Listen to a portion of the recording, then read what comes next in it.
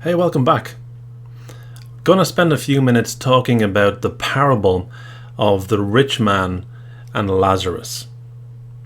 Now, ancient Israel and ancient Egypt had a very common tradition of desiring social justice, wanting poor people and innocent people taken care of, and justice being done to those who oppress. Now, the story of the rich man and Lazarus in the Bible is a very interesting example of that, and it also presents somewhat of a difficulty for Watchtower hermeneutics, because it describes a life of punishment after death for the wicked, and a life of reward for the innocent in heaven. Now, the lesson that's being taught here is very appealing on a very primal level. On some basic level, humans have this moral desire for reciprocity and for retribution.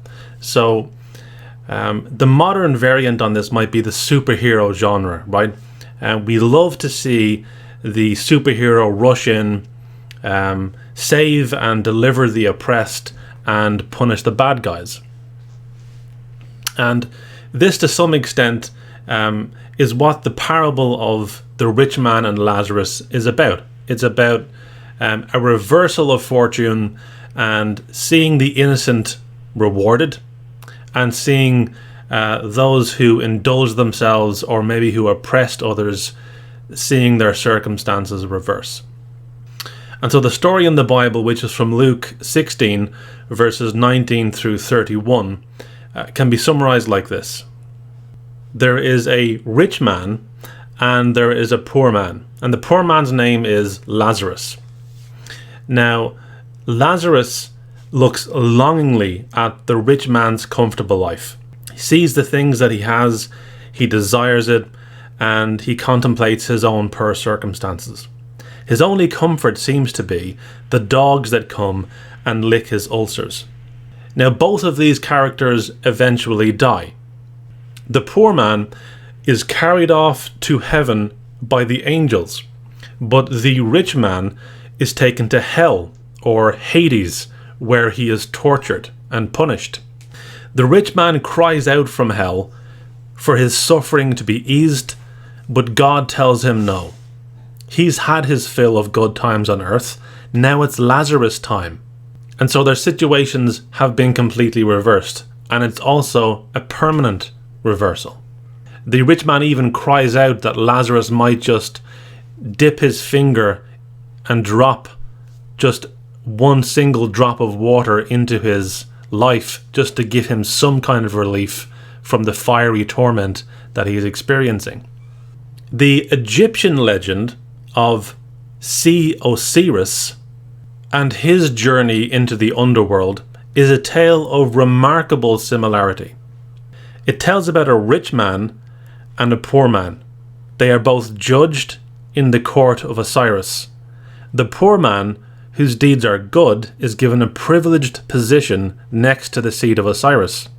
Now, while the poor man is given this privileged position next to this god, just like in the story of the rich man and Lazarus, the rich man in the Egyptian story is also tortured and punished. This story of the afterlife was adapted by the Alexandrian Jews and brought to Palestine to become the tale of the poor scholar and the rich publican named Bar Mijan. Now, what's very interesting about this story is that during the time that Jesus was preaching, a written copy of the Egyptian story of Osiris was circulating in the Roman Empire. Now, either Jesus knew about this story and decided to copy it, or the writer of Luke knew about this story and decided to include it in his gospel and then attribute it to Jesus. And the story of Lazarus and the rich man is merely the plagiarized version of Osiris with his rich man and his poor man. And it's not only that, it seems to be a copied version of a copied version, because as we've already seen, the Alexandrian Jews copied this story and turned it into their own version. But this, of course, isn't the only problem with this parable, especially for Jehovah's Witnesses, because Jehovah's Witnesses claim that there is no teaching of an afterlife of heaven and hell in the Bible. But clearly here there is. And yes, it's a parable. But think for a moment what this would mean. Jesus, the great teacher who was teaching people the truth, decided to use a manifestly false proposition as the basis of his parable in order to teach a lesson in truth. He decided to use this concept of a reward in heaven and a punishment in hell to teach a lesson, even though he didn't believe that good people go to heaven and bad people go to hell. Does that make sense to you? Why would Jesus confuse people this way? And why would he borrow from an Egyptian legend? Or perhaps borrow from a Jewish story adapted from an Egyptian legend?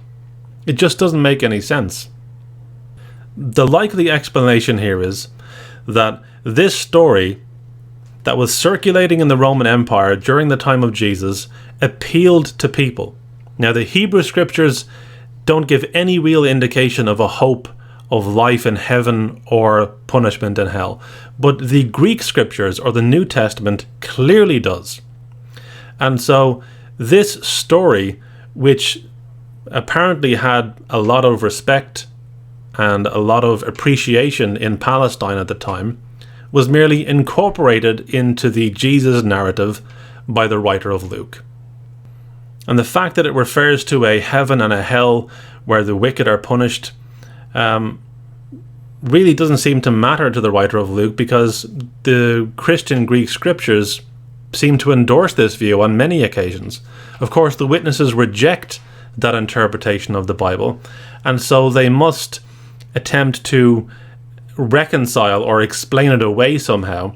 And in the reasoning book, this is how they attempt to do it.